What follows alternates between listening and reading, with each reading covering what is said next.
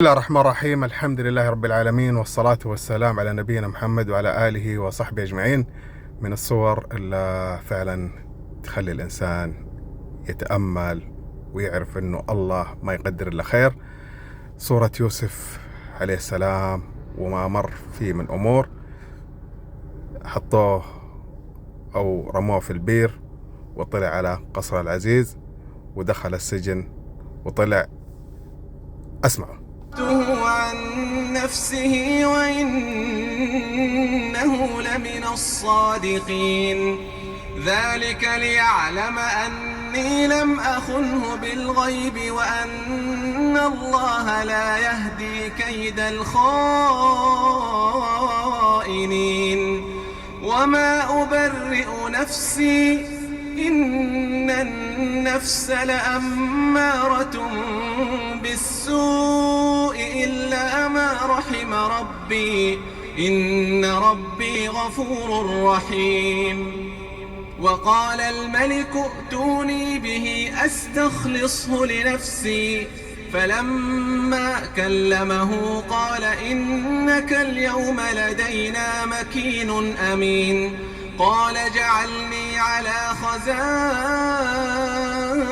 الأرض إني حفيظ عليم.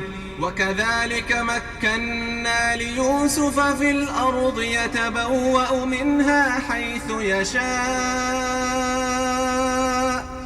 نصيب برحمتنا من نشاء ولا نضيع أجر المحسنين.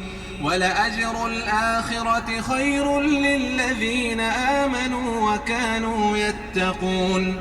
وجاء إخوة يوسف فدخلوا عليه فعرفهم وهم له منكرون.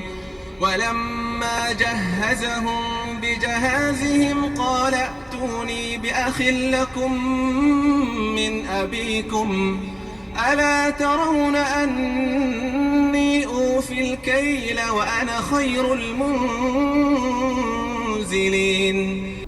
كما سمعت جزء من هذه الصورة العظيمة اللي تواسي كل من مر بمشكلة أو ما زال في مشكلة، إنه الله سبحانه وتعالى يغير من حال لحال.